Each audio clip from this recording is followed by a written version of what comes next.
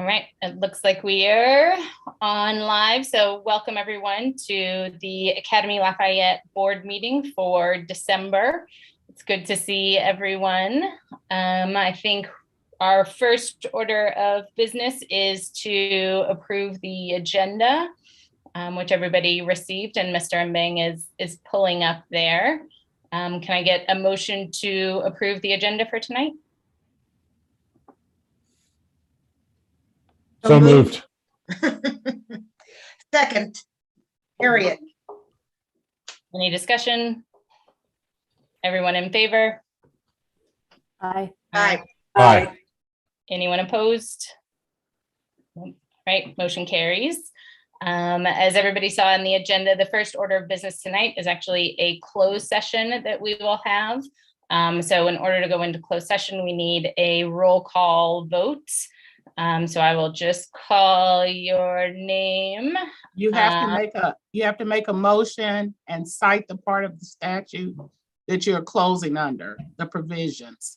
Got it. So we are going into closed session to discuss legal matters. Is that correct? Dana, why don't you just say it and then I'll repeat what you said. Oh, okay. You are going into closed session to discuss a student matter, specific student matter, and legal, potential legal issues. Is that pursuant to any certain statute, or is that? Yeah, I need to give you the statute. Hold on, let me look. I always have to look myself because I get nervous. I'm gonna say the wrong thing. So hold on. Does the statute detail need to be in the minutes? Yes. Okay. That's So why I if you wanted give me you a to say second, it. I'll be able to give you that specific statute.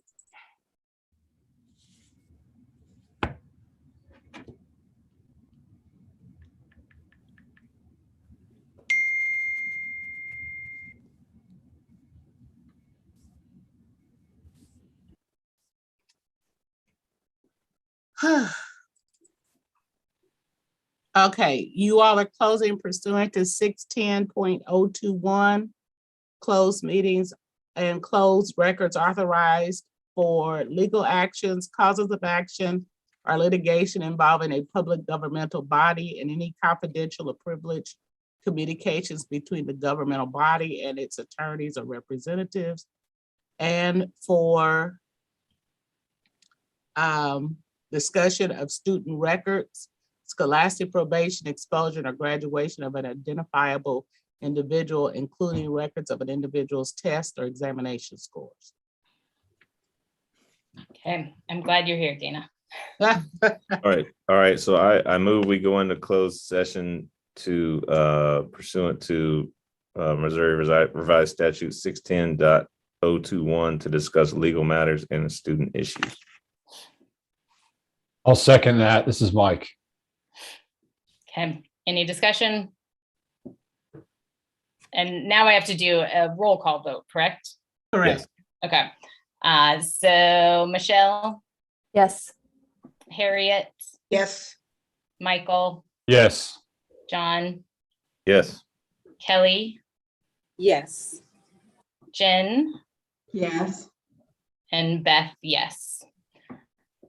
For our board members, you have in your email the link to the closed session. So you will log out of this. Of a charter or material for several different reasons. You'll log out of this session, click on that link for our closed session. Okay, so I leave this. Correct. You leave this meeting, And log go in, find- click on the link in your email. Okay.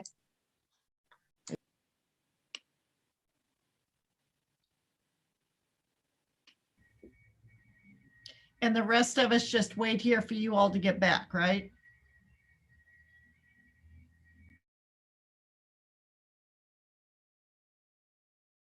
Yes.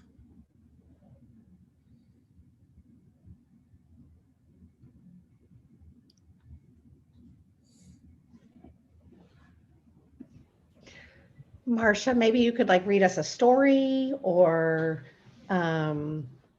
do some poetry recitation. Did you go. prepare something? Yeah.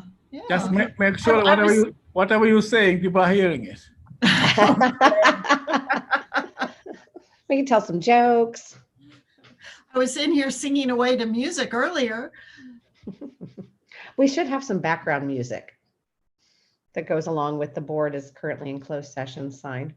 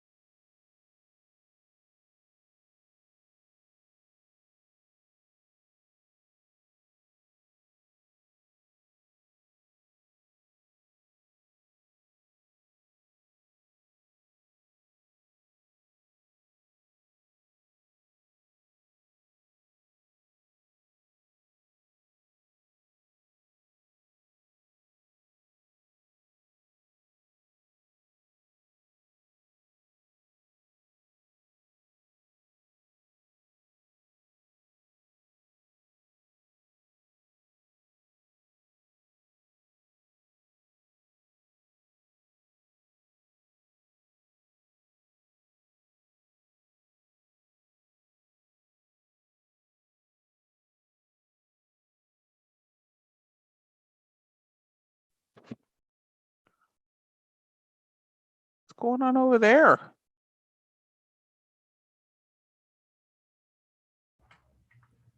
Cross-country presentation. Oh, okay. Because I'm like, wait. I was like, what's all these people doing? Do I need to unvideo and unmute myself yet or no?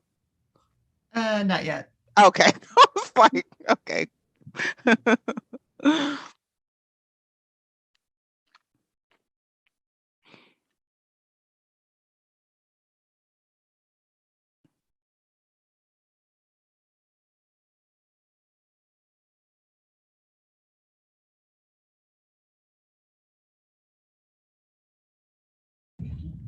Hi, are you guys out of closed session? Nope, Oops. still closed.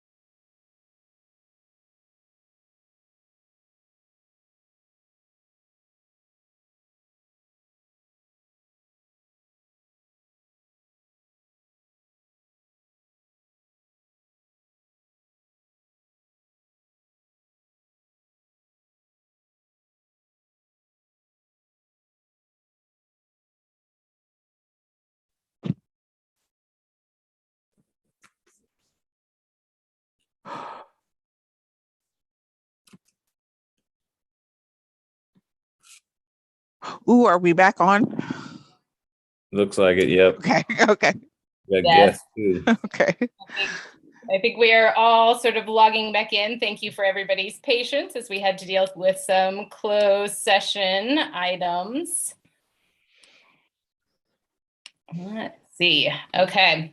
And I think we have people back, so we can go ahead and move on to the next part of our agenda. Now you're unmuted. Okay. No, shh. Let's see, Mr. Mbang, are you able to move the slides? Yes, we still have few board member coming in. I think everybody Oh, got it. still coming in, yes. And we greatly appreciate everybody's patience for waiting. We apologize for making you have to do that. Okay, I think everybody's here. Okay, do you want to move to the next slide? We do not have any stakeholder comments. So we can go to PTO report. Hello? Oh, thank you. So basically we just have had a lot of things going on since this last meeting. We had our Think for Thursday, which was a success. We also are gathering for the end of the school year, the teacher appreciation. We have been gathering money for that just to recognize the teacher and the staff at the school. Going into the 2022 school year, we have, we're trying to get together to make sure we can get our trivia night, if we can get that going again, and slash family feud night. And we are still planning for our block party in April. So we've been trying to just get things going just to make sure that everybody has a good school year and that we can support the staff, the students, any way we can. So that's what our focus has been, to kind of just rejuvenate and get things going for the upcoming years. So we are on the move. The PTO is definitely on the move. And then also I will say we have, we are trying to get this belongingness committee together, and Patty Bellew is maybe heading that, just to get parents united, because before even COVID, we excuse me, just shifted off and not being able to go in the classroom. So we have been trying to just unite families together, especially those new ones, because when COVID happened, those kindergarten parents didn't get a chance to meet people. So we're really trying to get out there and just trying to get them, just anything they need, just just make sure that they feel welcome.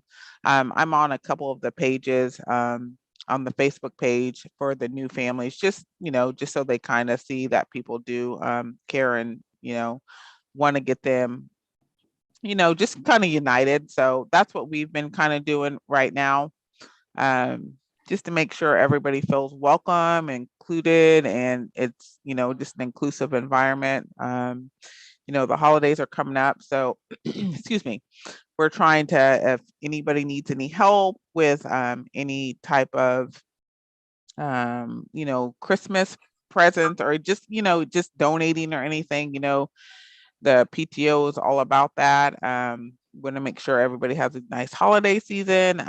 We know that the France trip is coming up, and so we're trying to get on board with extra funds just to help families that, or students that really want to go but are on the cusp of maybe being able to go. We're trying to get that going. So we just been wanting to just get our foot in there and just make sure that we are a face, and just make sure everybody knows that we're here. And then if you have any questions, again, anybody, you can do Facebook, but honestly, if you email me is where I'm going to see you, because sometimes I'm in and out of Facebook. But if you email me or any of the board members, believe we will get back to you as soon as, we are very on getting back to people. But if you reach out and someone doesn't get back to you, just email me. I definitely will get back to you.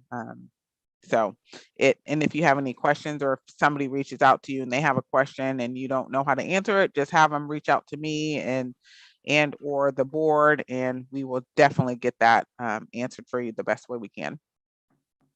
Awesome. We so appreciate the work that you and the PTO do. I think creating that sense of community is so critical. One, just when we grew so much, it's harder for people to feel as connected to the school. And then you add the pandemic. So I think the work that you all do is critical to just help all of our families really feel a part of Academy Lafayette. So we appreciate your work.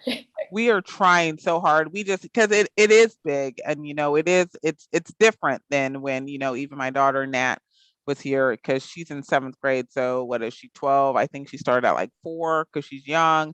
It is completely different, but, you know, our goal is to try to get everybody, you know, just even people that wouldn't think that, you know, it's something they can do. We just try to just get everybody together and just so more like community. You know, that's really that's really what we want to do. We just want to get everybody just, you know, getting to know people, just, you know, just feeling welcome and getting to know people. That's what we are trying to do, especially this year, because this is basically our gap year. This is a year that you can just kind of do different things, try different things, and see what happens. That's what the pandemic did. This is our gap year. And so that's what we're doing. We're trying to, whatever we can do, we're trying to do it. So it might not be in the norm, but we're trying to just get people connected, because once the gap year's over, you know, people's mindset might be a little different, but this is the year, the gap year, to get people connected. And this is what we want to do, especially because we've missed a couple years, and we want people to feel like that we still are connected and we still think about them, and we still want everybody to kind of just mesh together and, you know, make sure that everybody sees us as a community. Awesome. Even though we have 3 different schools. And hi, Nat. All right, wonderful. Well, thank you for the update and for the work you do. Thank you so much. All right, and now on to our cross-country team. You all have been waiting so patiently. We are excited that you held on with us, so we can pass it on to you all. Thank you. Thanks. Good evening, everyone. I am excited to be here. I'm Coach Brenda. I'm the head coach of cross-country and track and field for Academy Lafayette. And with me is Coach Dan Bird. He's the assistant coach for the program.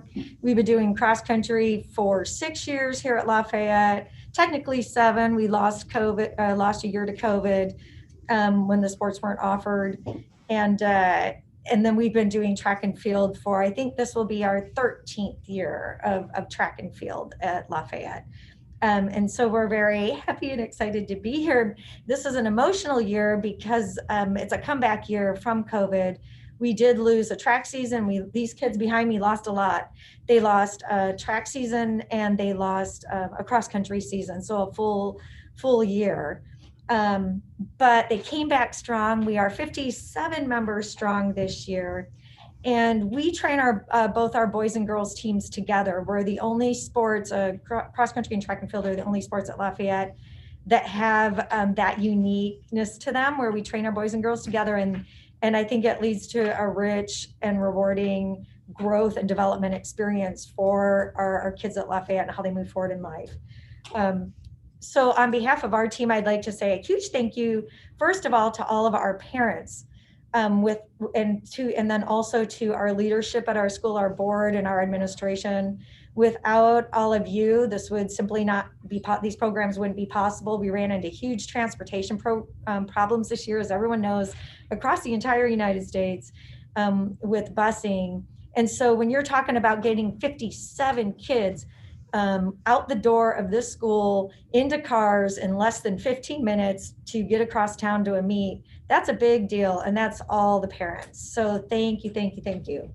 Our primary goal has always been with this program to promote perseverance, collaborative effort, and helping each other improve each and every day. Our daily focus is in the doing and not the winning. We take pressure off of the kids. At least I hope they feel this way. We don't talk about winning a lot in practice. We talk about the fun and the excitement and the doing. And that's where our bread and butter has been. But the funny thing is that when you don't talk about the winning and you focus on the fun and you focus on the skills and the hard work, the winning happens. I think that the Chiefs could learn a lot from our team as they move forward into the playoffs. I think we could have our kids go do a TED Talk to the Chiefs, and they would do so much better. But we're really excited to be here. And this year, our boys and girls teams have had immense success. So while we don't focus on it, we do celebrate when we do have success. So we have with us tonight our team captains. We have our 8th grade, they're all 8th graders. We have Ayla, Jordan, Stephen, and Amina behind us. And they're gonna share some quick stats about our team, and then they're gonna present the city trophies. And then right after that, we'll talk about the state series, the state championship. So I'm gonna turn it over to the kiddos. Okay, can you see them? There you go, Ayla. Out of 7 scored invitationals, our boys team won 7 and the girls team 5, finishing no less than 3rd overall. Both teams were undefeated in our league. Over 6 years of cross country, the girls are 41-1 and the boys are 40-2. Both teams won their 6th straight city championship in that time. AL has had 12 individual city champs and 12 runner-ups for both boys and girls. This year, Wyatt Garr and Taylor Belmer were our city champs, and Tigania Jones and Evelyn Kramer were runners-up. The girls had 9 of the top 10 all-city honor finishes, and the boys took the top 8 of 10. Wyatt Garr and Ella Messner both set new school records for 2 miles. Wyatt ran 11 minutes and 12 seconds, and Ella a 12 minutes and 26 seconds. She smashed the old record by over a minute. On behalf of the entire team, we present the 2020 Cross Country Championship trophies to the board.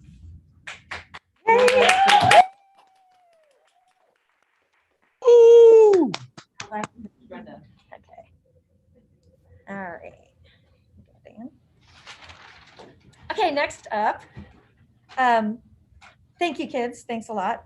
For the first time, we're excited to say that for the first time ever in the history of the state of Missouri, they offered a middle school cross country state championship. And we were excited to attend. There were a lot of schools there. It was like 2.5 hours way down in Wheatland. It was muddy, it was cold, and it was so fun.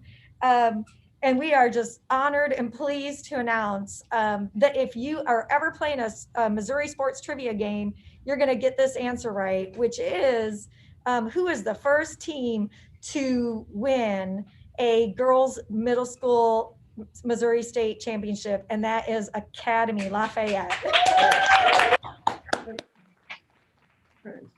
And we have with us today, or tonight rather, we have our 2 runners up. We have, Wyatt, move that trophy out of the way so they can see your face.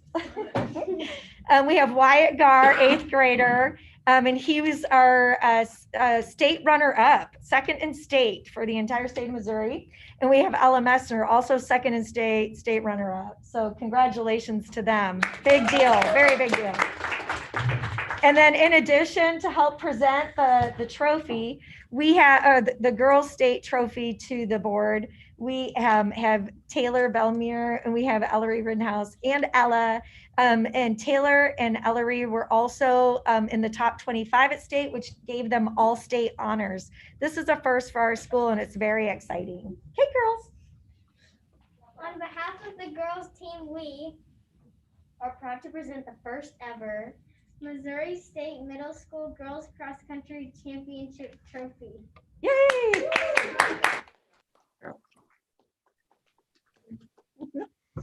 Okay. And finally, last but not least at all, we have an awards picnic every year. And this year we had a young lady who wasn't able to be there. She thinks she's here tonight to help just present the All-State trophy, but she's not, because she's getting a very special award. And it's our team True Grit. We call it the True Grit Award. And Académie Lafayette team prides ourselves on being tough and strong. the True Grit Award epitomizes what it means to be a cross-country runner. You have to, it's to me one of the most important awards.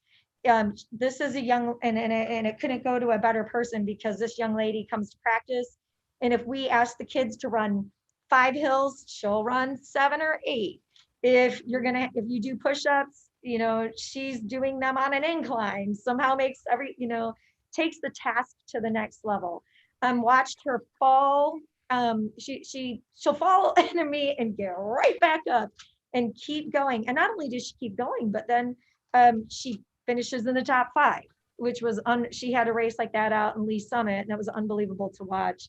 Where she literally fell down and got up, and that was that tough to keep going. So we are very, very pleased to present the True Grit Award this year to Ellery Rittenhouse. She's a 6th grader, and this is a very cool video. Wow.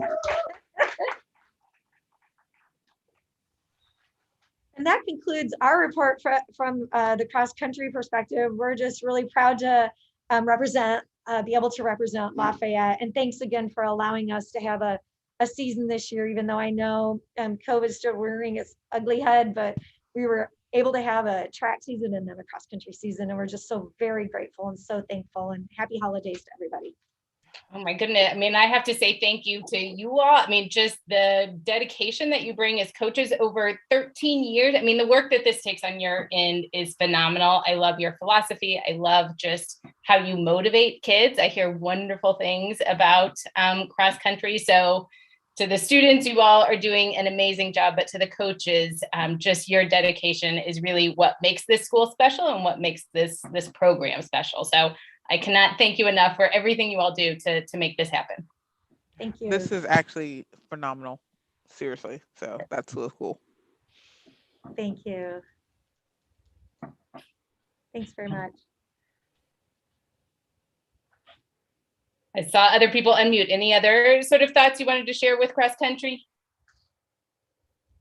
I just was going to say, great job. You guys do a great job of mentoring kids. I think that's one of the things that, with the charter school, we don't have very many extracurricular activities, but the track program is one thing that I think all the kids have benefited from. You guys just do a great job.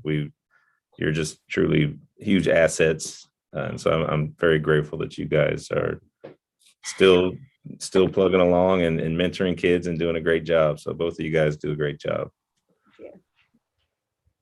I say Hopefully great we'll be job able to the see you in coaches. person. Oh, go ahead. Yeah, I'm sorry. I was just going to say great job. I think it's excellent that all the kids are able to participate in the sport, especially through this era that we're in. As a former track star, track runner, and all those things, that I think it's actually awesome. And congratulations to each and every one of you. So when are we going to get you to volunteer then? Come on, we need you for just track. might. We need you for track at the same time, okay? Yes, I got you on my absolutely. radar now. Okay, come see me. Yes. I absolutely will. Thank you. Yeah. Awesome. Well, yes, thank you all for your time tonight. And hopefully sometime we can see you in person again. So we'll look forward to the days that we can do this in person once again. But thank you all and have a fabulous night. Thank you. Happy holidays. Thanks, you too. All right, we can move on with the rest of our agenda now. I think next up is approval of our minutes. Hopefully everybody had a chance to review. Can I get a motion to approve our minutes? So moved, Marvin. Second, Kelly. Awesome. Any discussion? Everyone in favor? Aye. Aye. I'm sorry, who seconded that one? Kelly. That was Kelly Baker. Thanks. Baker. Awesome. All right, motion carries. Move the slide forward, Mr. Mbang. All right, Jackie with the finance report. I know she was helping cross country. So Jackie, are you there to do the finance reports? Just a minute. Okay, yep. Playing double duty. Yeah. Okay.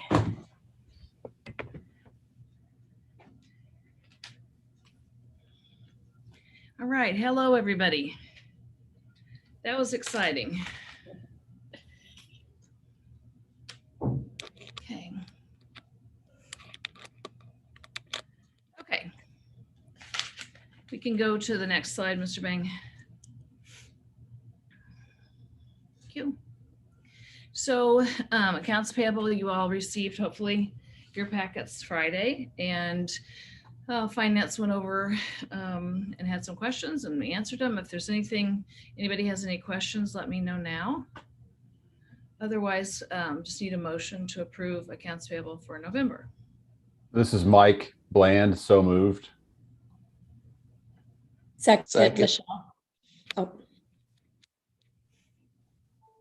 Like we got a second by Michelle. Any discussion? Everyone in favor? Aye. Aye. Any opposed? Motion carries.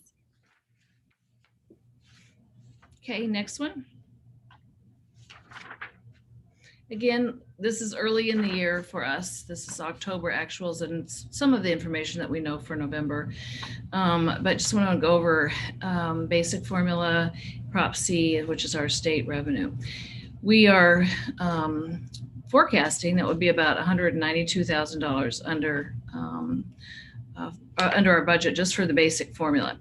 If you remember, it was worse than that at one point, and then it gets better. So there's some things that are in there. In that negative 191,000, it also includes the pickup that we are anticipating because of our increased attendance last year that has not been finalized yet. So that the audit has not been finalized. So that number, even at negative 191, includes a positive 167. Then we are anticipating that we're doing almost $142,000 better in our Prop C revenue. So the net for just state projections is only about 45 right now. And again, that changes every month as we look at all of our analysis of enrollment ADA. So let's talk about that for a second. The drivers of this revenue projection changes. Our enrollment is under by about 25 students. Maybe a little bit more at this point. And our ADA is under by 51. And that is partly due to the fact that we had a little bit of decrease in our attendance factor and down to about 92.5% in November. So I'm using that lower percentage of attendance to do projections, which could change next week. A little bit of trouble in November, day before Thanksgiving, and then just in general. So we're usually at this time of year at a 96-97% attendance rate. So we're really watching that. And then in November, we've gotten our payment already, of course, and the payment per pupil went down about $944. So we'll be watching that very closely. Okay, next slide. So we'll go through this pretty quickly. You know, we have the year to date, which is just through October, and we are about $380,000 under budget. Let's jump over 3 columns to the forecast. So we make all of our adjustments to state revenue, we make our adjustments to the federal revenue, CARES Act, and we are projecting that our end of the year will be about a little over 16 million. Our budget was 16,007,000, so about 110,000 over. And again, these are early numbers for us because we only have 2 or 3 months of real attendance data. Then we go down to our expenses, and we're over in our expenses and year to date. And we're also looking at being over for the year. So if you jump over about 3 columns, we're forecasting our expenses at about 15,893,000, and we budgeted 15.5. So we're over in our expenses by about $29,000 right now. So the impact, we in our budget, we thought we'd be ending at 442 to the good. This is before debt service, and now it's about 224. So we're $217,000 under budget there. Okay, next one.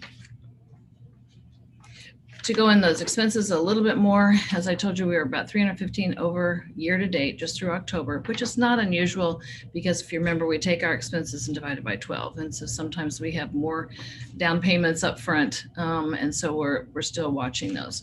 We're still under budget in salaries and benefits, but when you look at your detail that you got in your packets this weekend, you'll see that we're under for salaries and benefits, but we've added a substitute and contracted services line.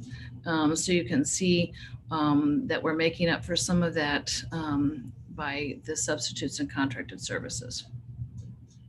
We were over budget in final summer school expenses, which we've reported on the last couple of months, but we're also this year over budget. If you look at some of those reports, you'll say, oh, technology, some of the capital expenses paid from operating. Some of those, however, will be covered from ESSER 2 and ESSER 3, and we did include those, the revenue for those in this budget estimate. So right now, at this early forecast, we estimate expenses to be over budget by about $328,000. There are some capital projects in there that we needed to do that were not budgeted. If you remember the maintenance and repairs of oak concrete stairs, even though we have a good maintenance and repairs budget on all of our buildings, that was a $100,000 project. So that was not anticipated. And some tuck pointing electric work at Armor that I sent you over the weekend also. Needing some new stage curtains at Cherry, which I think we can use our regular maintenance and maintenance budget out of there. We have some new pipe issues at Cherry. So there's some things that we have deferred in the past or not done because it would have created more problems. We have a leaky steam pipe. We're getting bids for that right now and we're not sure what the cost of that project will be, but just kind of one of the things that I think Finance Committee talked about was really doing next month, probably maybe January, a real good assessment so that you can see all of the capital needs that we've deferred and what we're anticipating that we might need. I don't have the report back from MC Realty yet. They did a top to bottom review of all the buildings and we're trying to come up with a 5-year capital plan. Okay, next. So this is the summary of everything we just talked about in terms of the revenue, a little over 16, expenses about 15, and then the net revenue after expenses. But then we have to take out our capital and debt service. And so that gets us down to a negative 172,000. And we budgeted to be just about a break even at a little over 26,000. So right now we're watching this. It's a little $200,000 over budget for the year. Okay, next one. So one of the things we're doing is really watching our per pupil payments for changes. You know, looking at that MOU with KCPS, and we'll include all of those changes if there are any in our forecast. I'm assessing the ADA monthly, really looking at that actually more often, making changes to projections if we need to. Right now, our reimbursement from DESE is correct, but if the percentage goes down or if we lose more students, we'll make those changes in our projections.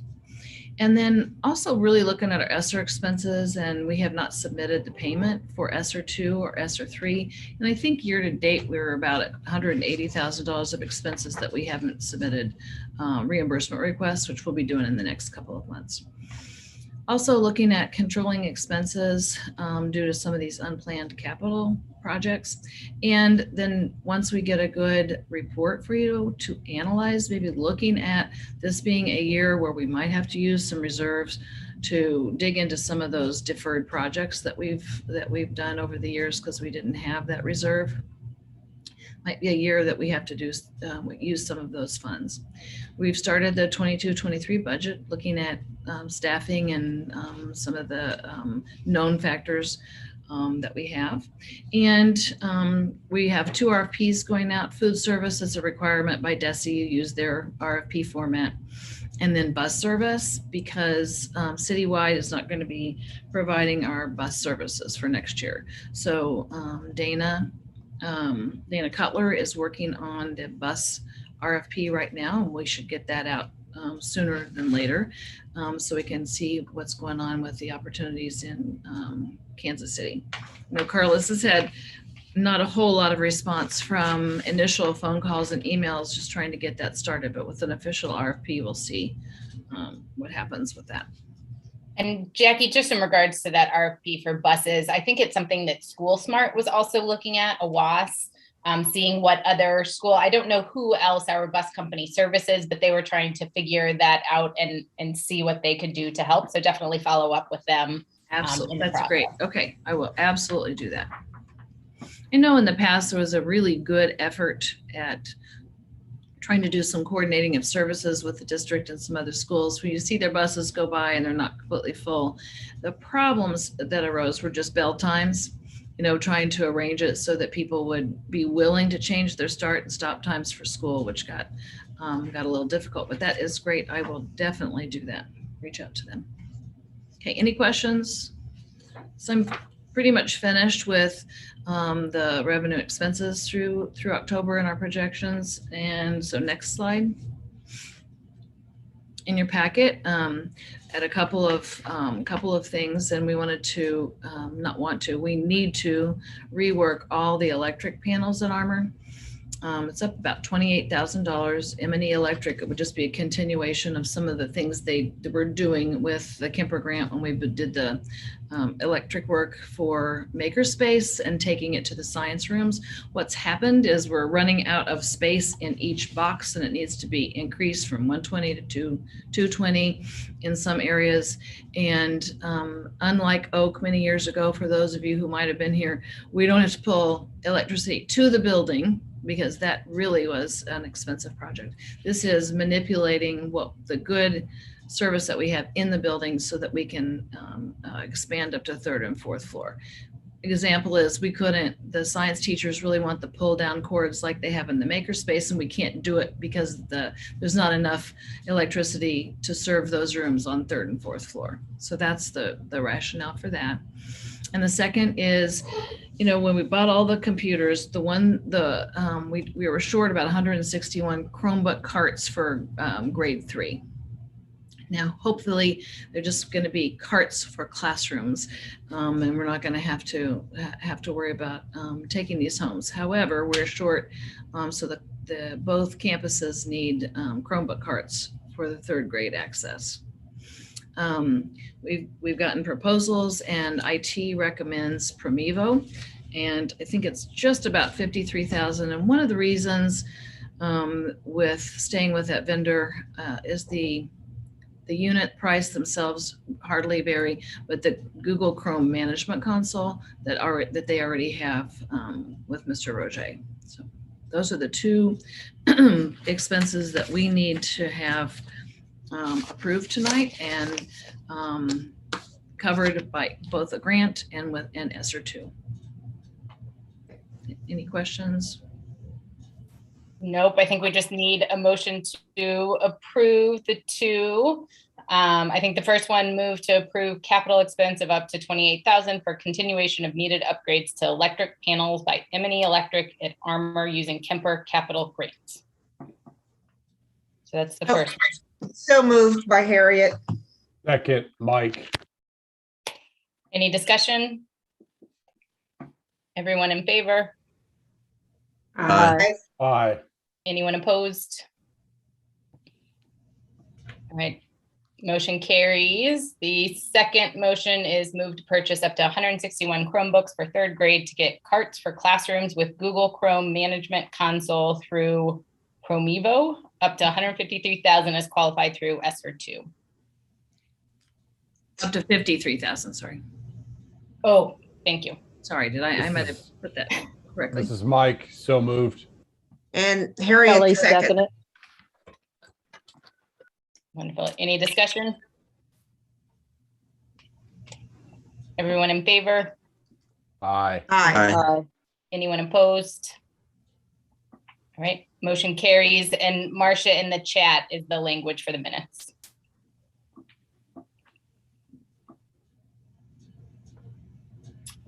All right. Thank you. Thank you, Jackie. Development. Do we have Celia? Yeah, sorry about that. Not to worry. How are you all doing this evening? Good. So on the development, we've actually done a little bit of calendar updates for the upcoming 2022 through the end of school year. So the annual fund appeal is out and hopefully reaching everyone's mailboxes here shortly. And then we'll be sending out an email following all that as well for the pledge cards. So keep your eyes posted on all that. Generations Day, special persons, we're looking at moving that for the week of April 18th through the 22nd. Keep in mind, this is all going to be based on what's going to happen for the next few months with everything that's going on with the variants and stuff. Evening in Paris is going to be going on, moved forward for May 14th. We'll be sending out here details hopefully before the end of the year. Otherwise, everything will be sent out the first week of January. Musketeer March as well. We are going to utilize the Boostathon that was used, I believe, the last 2 years. And we're looking at May 16th through the 20th. So it's the week before school's out. Keep in mind, again, we're still, depending on how the next few months go. And then we have pushed out the Bulletin de Mousquetaire, the quarterly magazine, just with content deadlines has been a little bit confining. So with that in mind, so this is the updated calendar. We've also put some placeholders for the 22 with dates for the annual raffle, the State of the School address, the Giving Tuesday. So hopefully right now, at least we're trying to get everything submitted for here in June, so we have some dates for the upcoming school year as well. I know it's not something everyone wants to look forward to, but it's nice to have at least. I believe the next slide. This is kind of just giving a little bit feedback of what's taking place. So right now, just as what kind of piggybacking off of Jackie, seeking unrestricted funds. So having one-on-one meetings right now with a few organizations that have those grants that will provide AL with our guaranteed income stream that can be used to launch any of our long-term programs and or construction projects for our buildings. This will be like multi-year grants. So we're seeking more of significant capital investments. So once we start securing exactly what we need and what we're looking for, this is also going to utilize a lot of our funding. So right now we have about 3 out of 7 that look as though this could be promising for us. Also requesting grants from foundations and growing our community partners that we currently have been working with. There's roughly about 3 to 5 that I'm currently working with. So researching with these foundations, their current priorities and restrictions, because a lot of it has changed. Just constantly meeting with them and figuring out what their 2022 requirements are. So we want to make sure that we have the tailored proposals for those grants that they're looking for. Right now, it's starting to be a little bit more challenging out there just because everyone is seeking some sort of funding. And then on the fundraising efforts, at least with what we have going on with our calendar, creating those goals with our KPIs, with our key performance indicators, hopefully that will help, with making everything better decisions and growing all of our fundraising efforts. We've updated our website to reflect all of these efforts to give us a little bit more credibility. And then as well, our fundraising events that I just outlined in our calendar, hopefully everything will, move smoothly and will help us grow. So does that make sense? Anybody, any questions? Anything? Nope. Thanks, Beth. Thank you for the update. It sounds like you've definitely got a lot going on. So appreciate your work. We do. Thank you.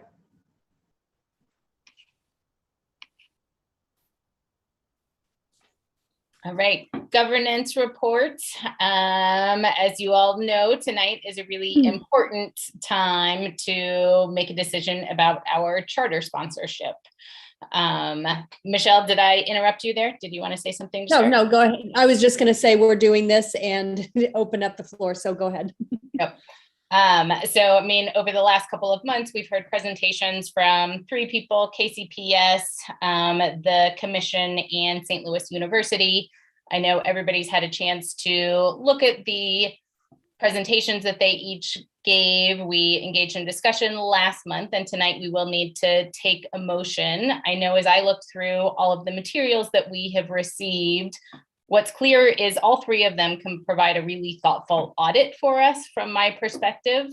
I think we are a lucky school. We have about a 7-year window before we are up for reauthorization, but that yearly audit that our sponsor has always provided in the past is really helpful to me. I like to see that to really see how we're doing as a school. I think the one unique thing that only one of the sort of sponsors that I saw is able to do is providing the kind of support that UCM has provided to us in the past, that we heard from Mr. Mbang has been really critical to rely on somebody for that support, to just engage in discussion about whether it is curriculum, professional development, those opportunities. And St. Louis University is very interested and able to fulfill that role in a way that I didn't hear other sponsors mention they have the capacity to do so. So they were definitely the one that I was most impressed by. And you all have seen from follow-up emails, they did indicate they had talked with Vicky at UCM to make sure it's a smooth transition. So they're clearly very proactive in figuring out what they can do to make this as easy as possible.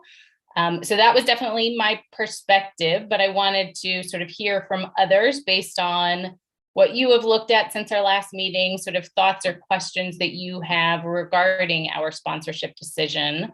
What other thoughts do people have that they'd like to share?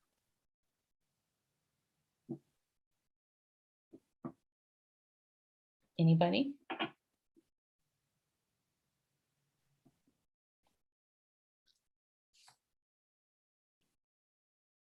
And if not, I mean, is there anybody that needs additional information before we take a vote? I mean, hearing no other discussion, I know from our last meeting, it definitely seemed collectively, we all were leaning towards St. Louis University. So what I would recommend, if there's not anybody that disagrees with that we have a motion to approve St. Louis University as our charter sponsor and vote on that. So that would be my recommendation for a motion, unless somebody has a different thought.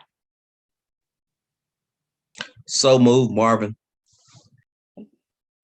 Second, Mike. Awesome. Any discussion? Everyone in favor? Hold on, just before, just to be clear, so we're moving to select St. Louis University as our charter school sponsor starting on what date? July? That is a good question. I mean, I just want to clarify the motion.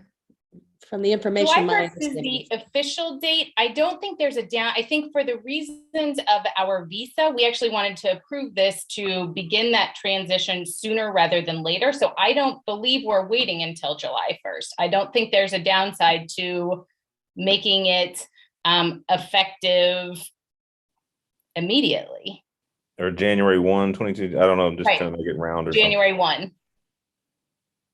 Okay. Is that, I just wanted to clarify what we were actually doing. And I think that was why we were pushing. Oh, go ahead. I think the transition will take some time. I Yeah. don't have all the process that was going to happen. I don't think we just have to push a switch and everything change. It's going to be taking some time. Hopefully, yes. Yeah, that's what I was wondering, is anything that we kind of have in progress with them, with UCM, making sure that that is seamless. And as you said, Beth, SLU seems very open to making that as seamless as possible. So can we vote with just a date TBD between now and July 1st? Right, to vote to begin the transition to St. Louis University. Is that the right vote to take? Right, with the anticipation that they would be our sponsor by the next academic year, which starts July 1, 2022. Yes, I think for the interest of the H-1B visas, we need to maybe, I mean, at this point we have UCM for the whole year, but I think as soon as possible would be fine. We'll have to talk to Vicky and see how the transition is going to go. Could we say we're voting to begin the transition to St. Louis University for our new charter sponsor, beginning the transition effective immediately to begin that process, but to finalize the process no later than July 1. So however long it takes, we don't necessarily know what that transition will take, but that should be fine. Yeah. Okay. Yep. Leave it open. Yeah. Yep.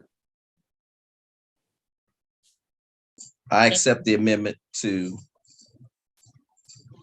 the motion. Okay. Any discussion? Everyone in favor? Aye. Aye. Aye. Anyone opposed? All right, that's very exciting. I am really looking forward to working with them. I think their team is so dedicated to just our mission and supporting us in a way that I think will help us continue to grow as a school. So thank you all for your time and consideration. So the next item is mainly to inform you that we will start the process for the election of the second parent-elect board member. At this point, we have only one. The process will start in March, and we will have to finalize it by mid-May so that the next board, a parent-elect board member, will be able to be part of the board by July 1st. 2022.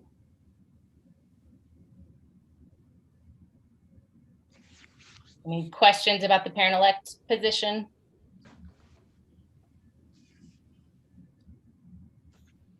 Okay, let's move to the, right. the diversity. Diversity report. Yep. So we had our parent series in November, which was for biases and belongingness. That went really good. Those that were from the board that were able to join, thank you for that. It was something, there's some work that we need to do, but I think all in all, it was a great discussion. We're going to be discussing our auditing instructional resources for the diversity and inclusion. As we plan to meet on Wednesday of this week. And also the 5th grade teachers meeting with the parents about the teaching of sensitive topics. So those are the few things that will be on our agenda this week. And so we're looking forward to having this conversation and hopefully having another parent series the 1st of 2022. And I know our next diversity committee meeting is actually this Wednesday. John, at one time you wanted to join our next regularly scheduled meeting. So we can email you if you are still interested in joining that discussion, but I'll follow up by email. Okay. Other questions for diversity? All right, thanks, Kelly. So again, for the head of school report, I'll be talking about the COVID-19 update and then the MAP and NW assessment data. I sent you the whole data. When we met, the school performance committee recommended that we send the whole data to the board, but also make a summarized presentation because it was too much and would have been too long of a board meeting. So I'll do also the admissions update, just to let you know that our beloved Robin King is now working for school for Show Me Casey as the director of school apps. So we have been looking for another one for replacement. At this point, we are at the point of hiring one because we've finalized our interview process and being ready to move. Academic program also. So for the COVID situation, this is what we have for Alma, Cherry, and Oak for the cases you have there for the last 3 weeks. Altogether 10 cases in on November 27 to 12 to December 3rd, and then the last week was 7 cases. The second table is the number quarantined, 26 2 weeks ago, and last week 39 quarantined.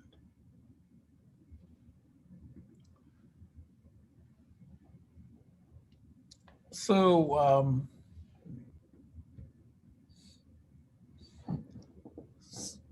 this is same table I think I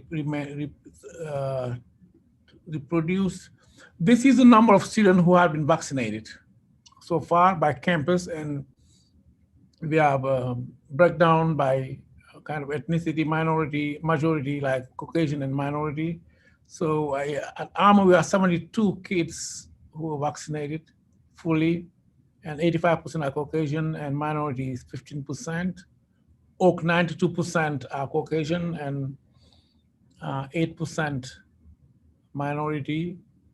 And at Cherry is 82% of Caucasian and 18% minority for fully vaccinated.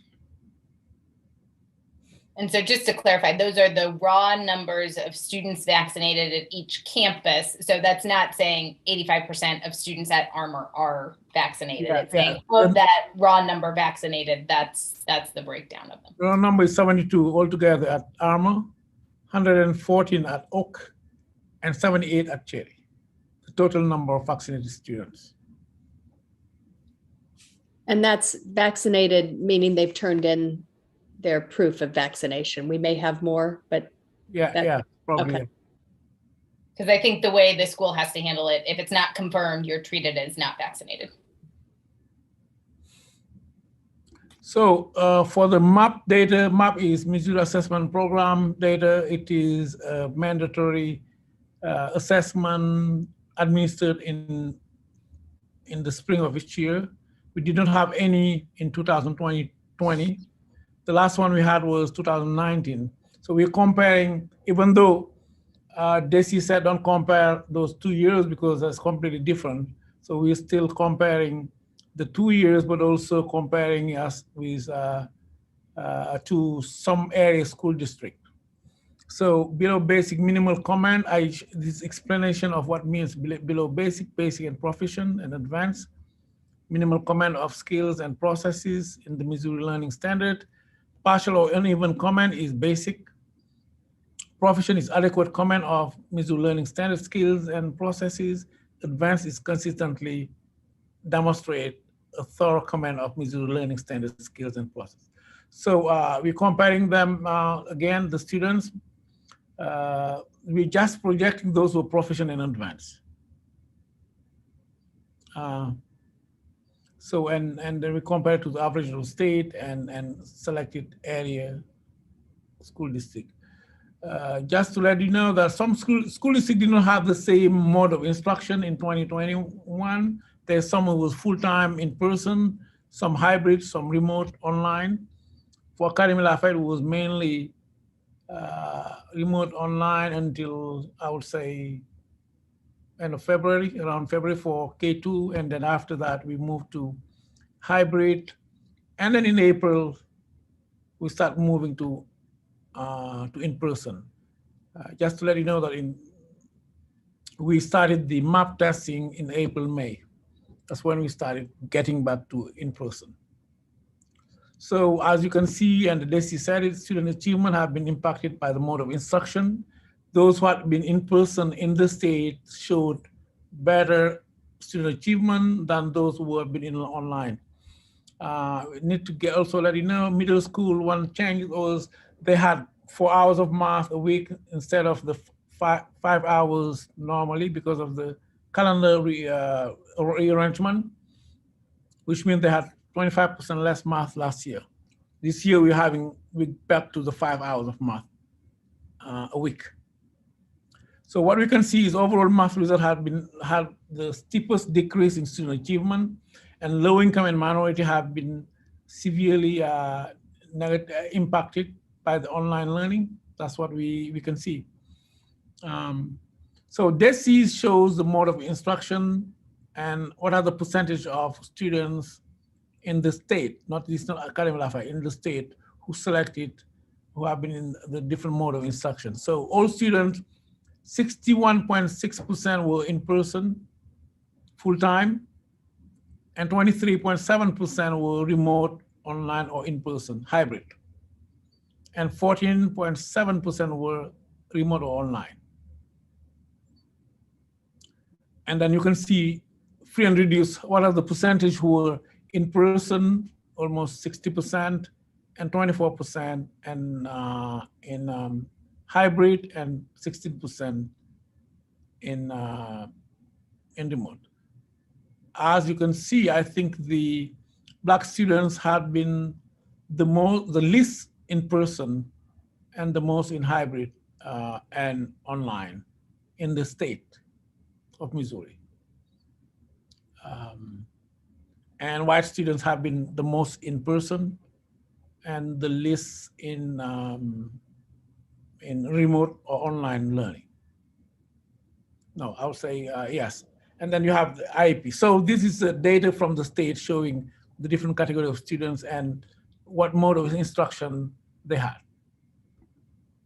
So, and then this is also the state, as you can see, depending on the mode of instruction, what were the achievement for each mode of instruction. As you can see, on-site we had in English language, art, math, and science.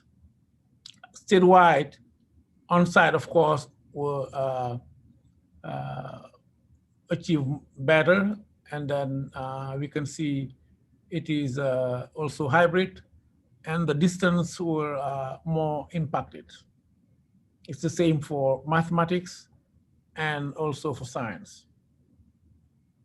Any question about this before I move to the AL data?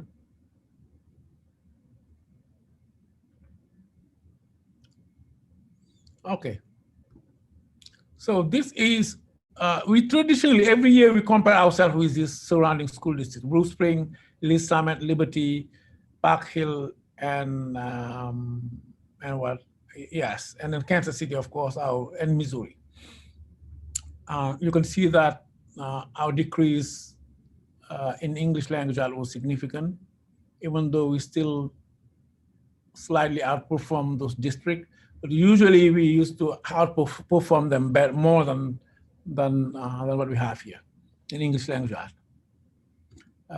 Math, it was a crash almost from 68 to down to 34. We're still analyzing and trying to react.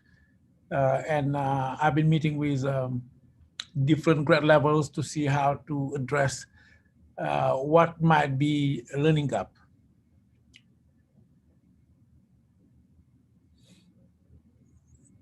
And again, year after year, we have outperformed this district in English language art and math. Blue Spring sometime was at our own level, but we have always, over the last 10 years, outperformed them in English language art, in math, and in science.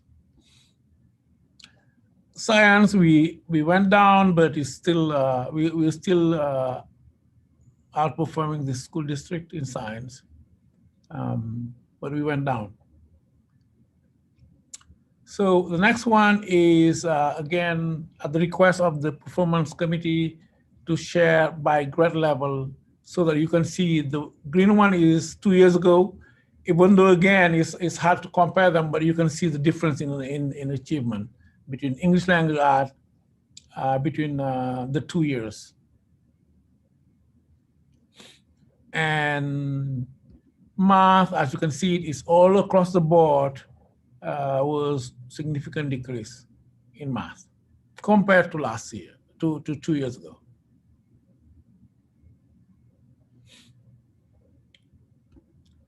And for science, 5th grade, the decrease is only 3 points, and 8th grade. So science, only 5th grade and 8th grade classes are tested in science. The rest are not tested. And of course, high school will be tested this year in biology.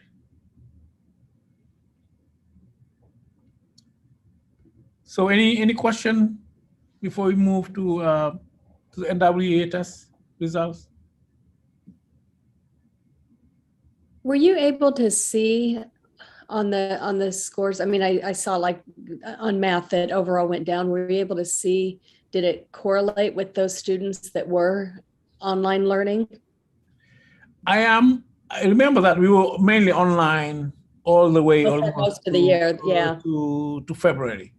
Yeah. I'm asking one of our staff to look at who was online all the way to May, because some of the few students decided to stay online, but mainly we were online until Yeah, that's most of the year. Okay. Except for K2 started in February, and then third grade up until March. After that, we did middle school. Thank you. And I know, I mean, just from looking at the scores, it's definitely worrisome to see that learning loss. We've talked for a while. We knew there was learning loss because of the amount of virtual instruction. I will say it seems similar to what other charter schools who were also primarily virtual saw those same kinds of drops. And that's why right now it's a harder comparison to the schools that we typically sort of look to compare our scores, because those schools last year were primarily in person, which made a huge difference. We all know students learn better in person. So for the math, what we have been doing, working on is, number one, offering 2 sessions of math in K2, and then 7 sessions in instead of 5 in third grade up. In middle school, we have a math lab where teachers are supporting kids who are, an additional session where teachers are supporting kids who are struggling. And we have also looked into instructional resources and strategies, and making sure there are a lot of hands-on and manipulations and less online. So teachers are very aware, they're working hard to do that. Hopefully in math, probably in the next year or so, by the end of the next year, we should be able to be where we used to be. So this test was taken then between mid-April and mid-May. So around one week of hybrid, one month of hybrid, around that, 1.5 months of hybrid learning. So this one, NWA was taken in September, last September. So one thing I want to share also was that it was taken on site, meaning all the kids were here in the building. We are comparing it to last year where the test was taken at home, okay? And some of the achievement last year, some teachers were concerned that some parents may have helped kids, especially in reading. Because if you remember, our reading scores were not really impacted by the pandemic at all. It was kind of higher. Math was impacted by 1 or 2 weeks of instruction only, slight decrease last year, but this year everything was taken on site. So this year test may be more reliable than the overall results are similar. Disadvantaged students, again in minorities, showed steeper decrease in their achievement. What we have now, if you can see in reading, math, and general science, reading we have going down. Math is the same as 2021. Science went up a little bit compared to a year ago.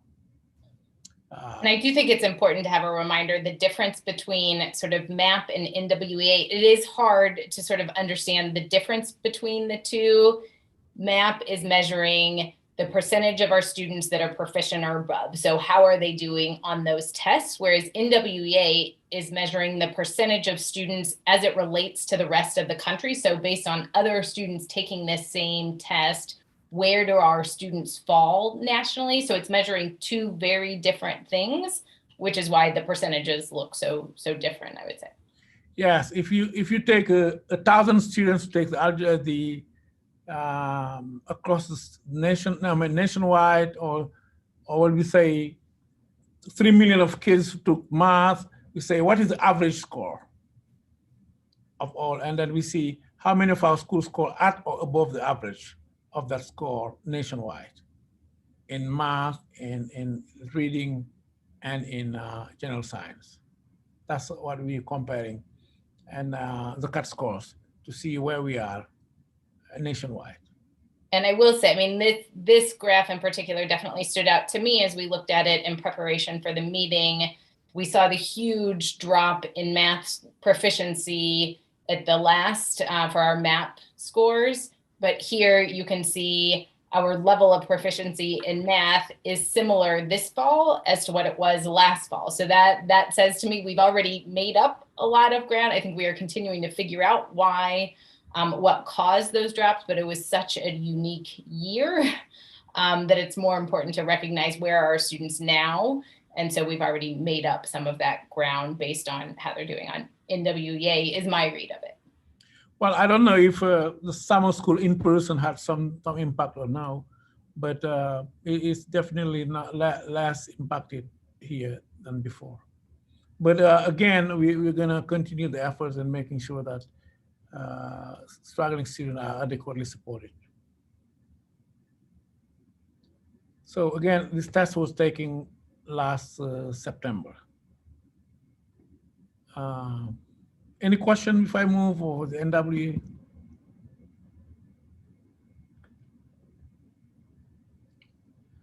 Admissions, this is comparison of total application over 4 years. Current year is year 4, 22, 24, 22, 23. And how many applications do we have per week? And the total we have this as of today, or as of last week, compared to the last 4 years where we used to be. As you see, for this year, we have 185 applicants. Last year, this time last year was 165. And 2 years ago, 215, 3 years ago, 112 applicants. And this is the Whoa. Yeah. Okay, that looks better, but did you not tell me she's left? She's still working with us, though. She's still working with us in a different capacity, and she's dealing with certain things. She'll be working with us all the way to the lottery. Okay. Even if we have somebody new to be trained and to do the transition. Okay. Because this looks a lot better. I mean, we still have pandemic going on, and you can't get in there, but she at least understands how to do it. Yeah. So we think that by the end of this week we should be hiring somebody to do the transition. Okay. Siblings and employee applications, pre-K, we have 10. Kindergarten, total siblings and employee 48. And the whole overall, we have 63 applicants from siblings and employees, children.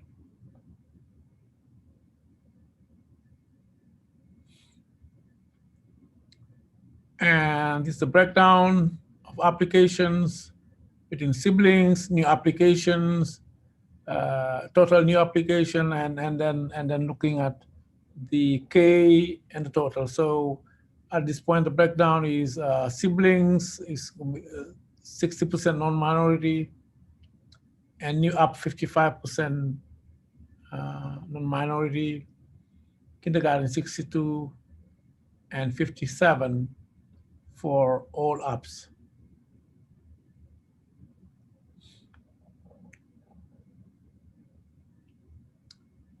Okay. And city school fair and application open November 13. So thanks to Oak Vice Principal Dorothy Warner and Académie Lafayette International High School student Lily Filkins for helping to this fair. the city fair and upcoming event, December 14. Show Me Casey Schools online tour will happen. So as I told you, Robin is doing the transition and helping as we find somebody else until the lottery day in March. Any questions?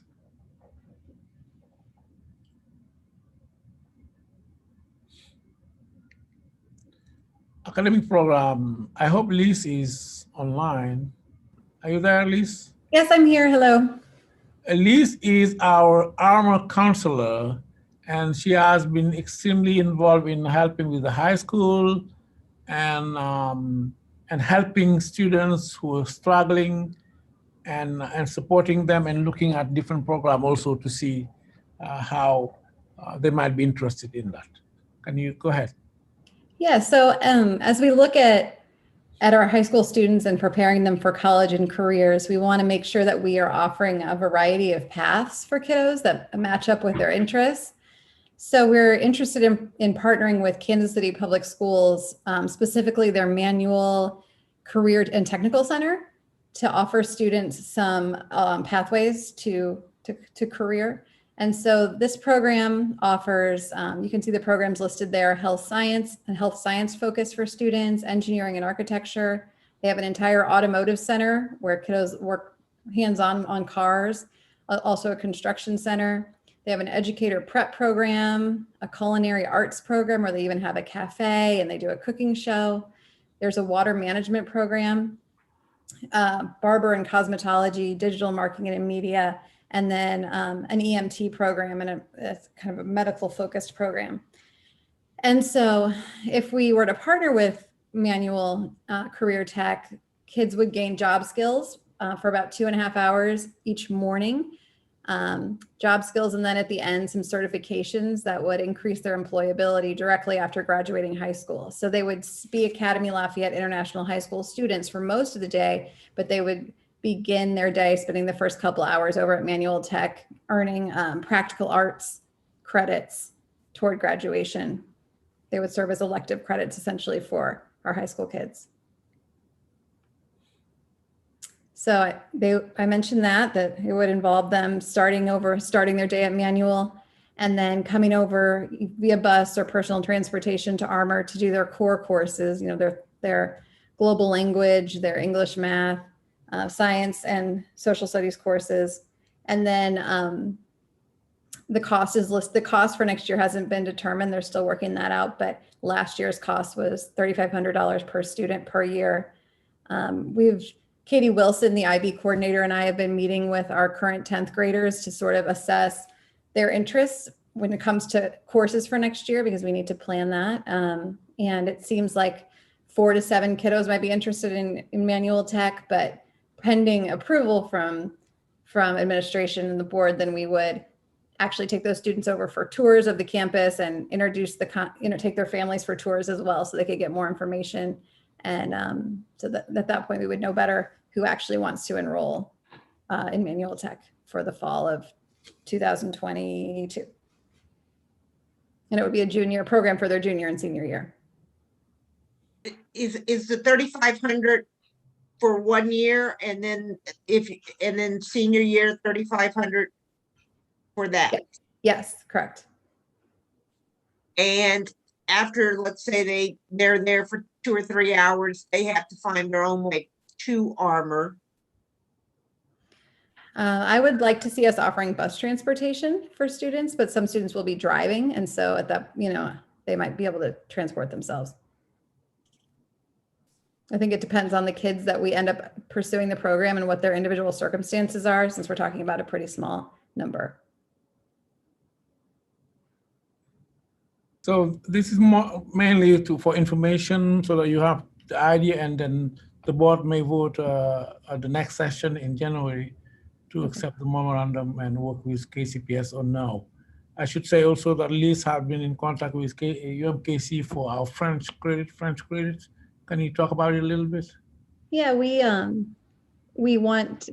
planning to offer a dual enrollment course for our French courses at the high school level. So UMKC has approved our French high school teacher, Nora Abid, who joined us this year, to be a sort of like she's a UMKC professor as well as a high school teacher. So students completing that course would get, the 3 credits of French that they would get as though they had attended a semester at UMKC. That's great.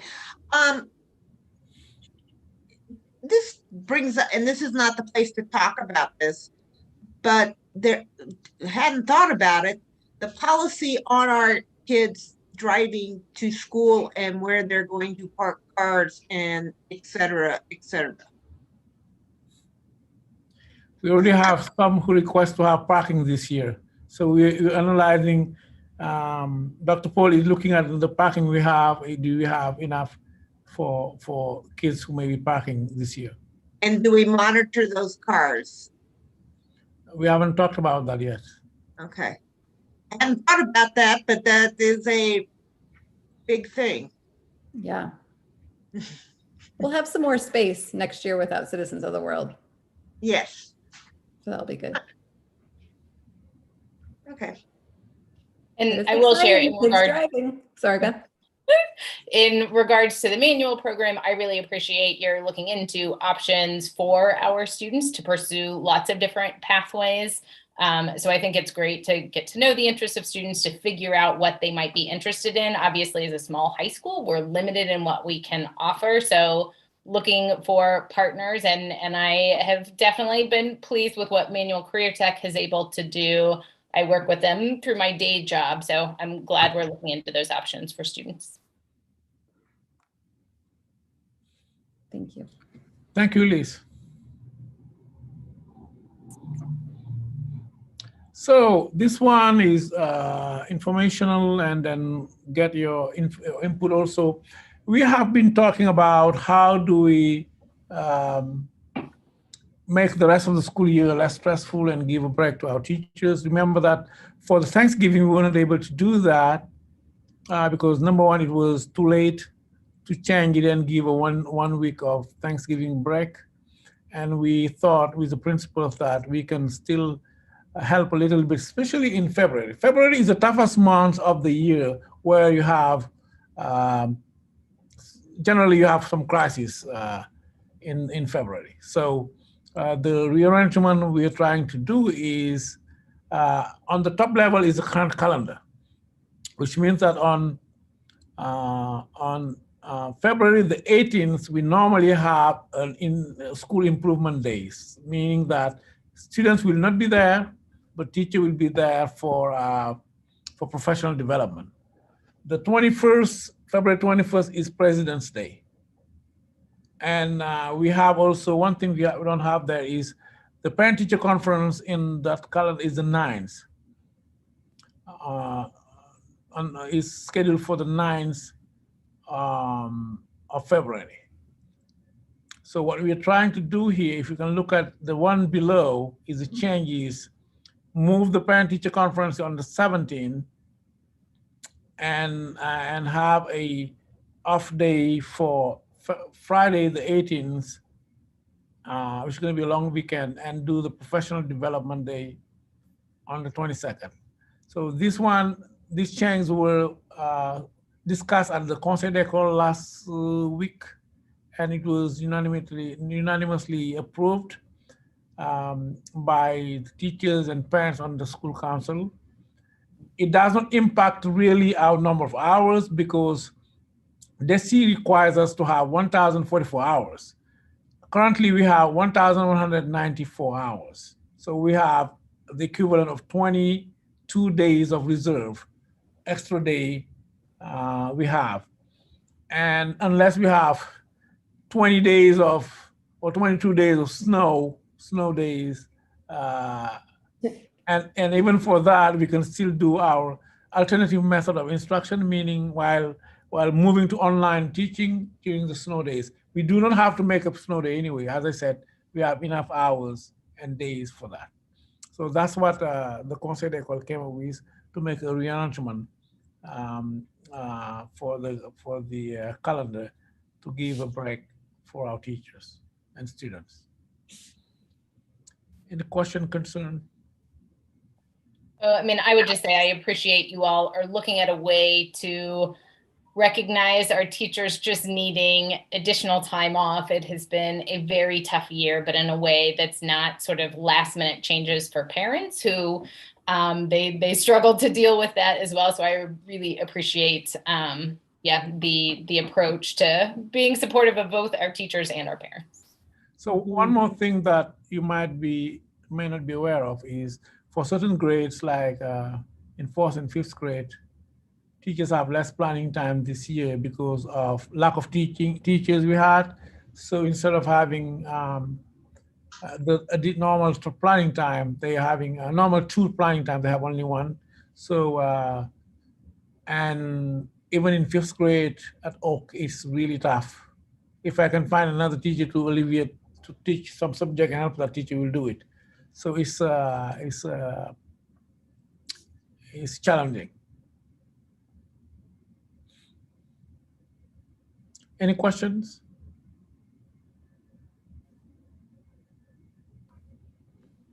Okay, any concern, none? Saba. So for the academic program in general, we have started the academic support after school tutoring in place in Oak and Cherry for 2nd and 5th grade. Also at Armour, it started here. Teachers are giving help all the way to high school. So we've started our hiring season.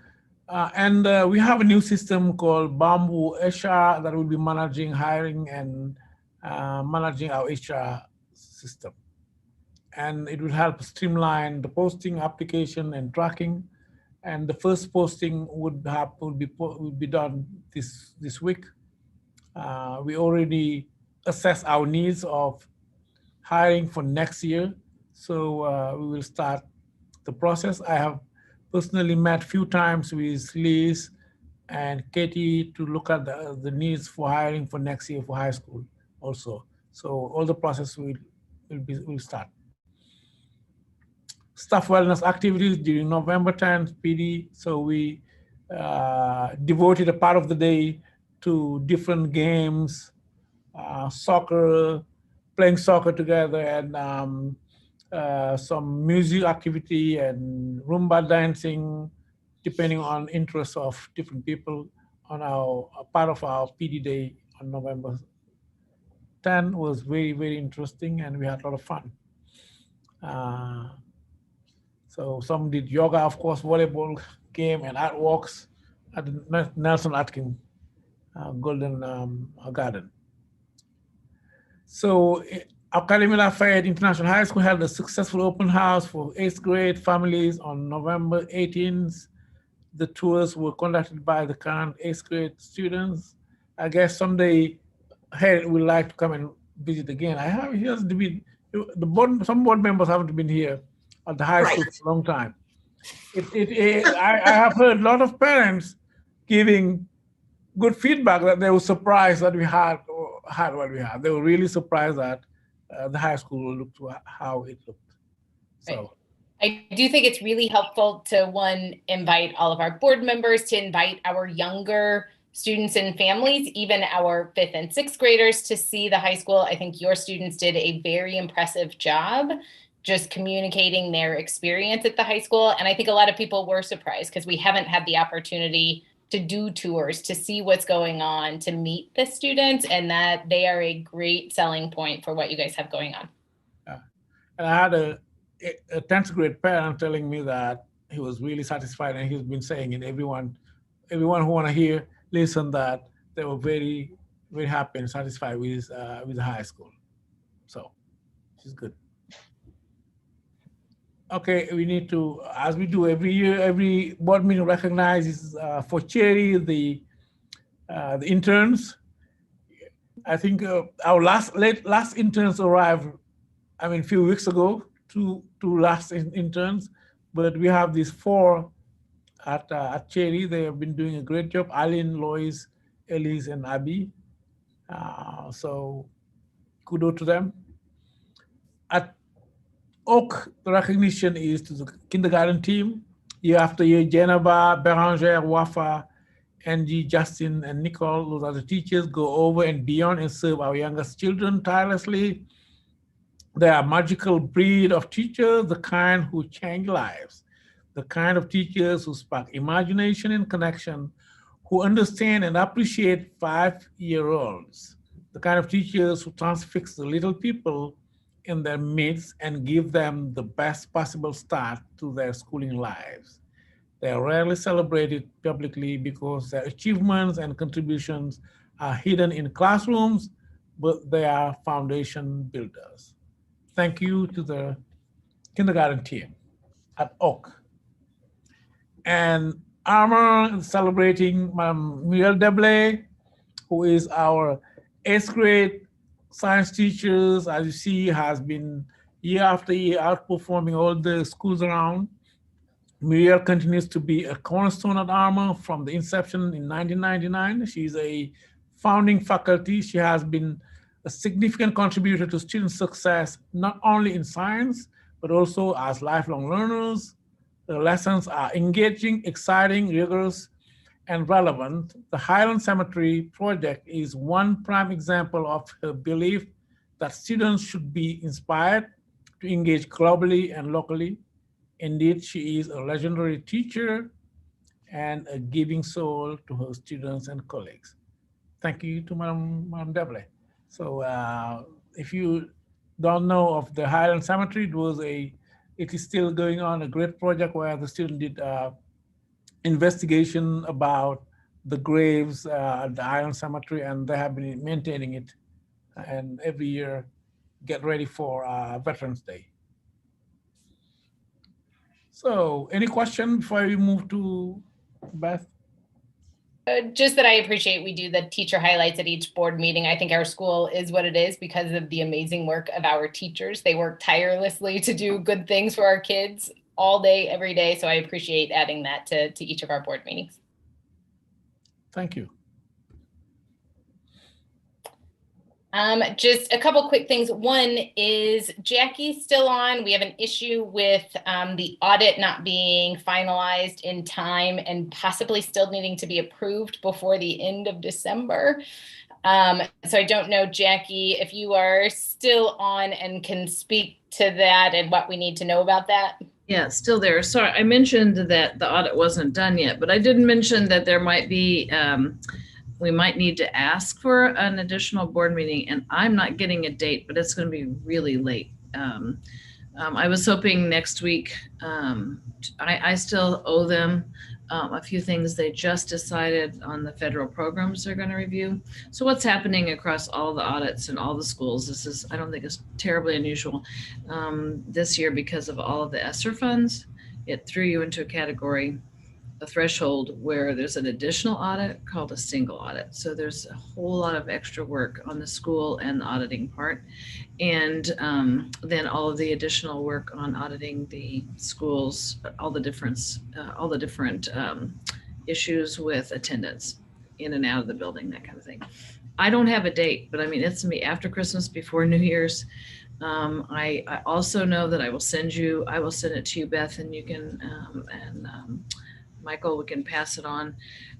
Whether or not there are schools that do wait till January and might this year for the approval, as long as the audit itself is sent to DESE by the end of the year. I don't think it's considered as submitted on time, but not finalized until the board approves it. So bad news on from that front. It would be a 30-minute, hopefully 30-minute meeting with Westbrook to go over things. So I'll just have to keep you updated, Beth, and let you know how that goes. Okay, let us know. I know it's not ideal, but you have no control over that. So we know you're doing everything you can, and you don't want to work during that week any more than we do. So yeah, we appreciate your work on that. I also saw your note that UCM is in the middle of their annual review. Any transition we do, we will make sure does not add work to the school's plate. So know that will be part of our conversation to understand how to make this transition without creating more work for the school staff. So we will be very cognizant of that. The only other thing that I was going to mention is in January, I do think it would be great for us to try to get together in person for a little holiday celebration. For anybody that is open to in person, we'll start to look at maybe late January dates. I know it gets hard to see people just virtually. So yeah, I will send out an email with possible dates for a time that we can try to get together. Any other questions, final thoughts? And we actually, so we're not going to adjourn the meeting. We still, as a board, have to go into closed session for additional discussion.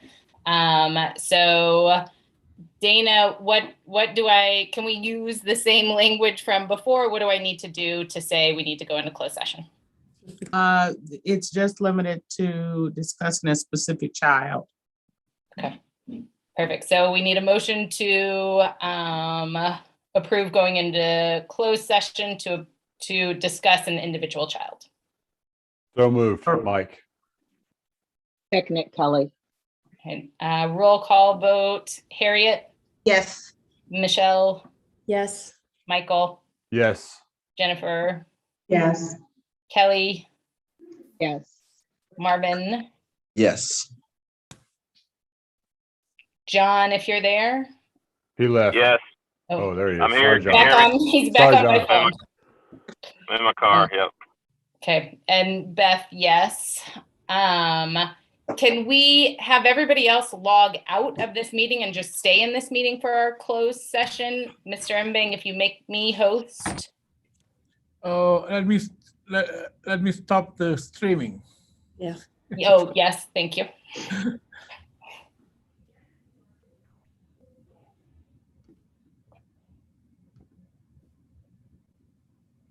One quick question before everybody pulls.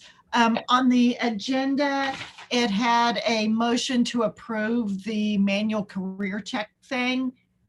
Do we need a motion for that? No, we will be voting for the next board Okay. meeting. Okay, just wanted to make sure. Yeah.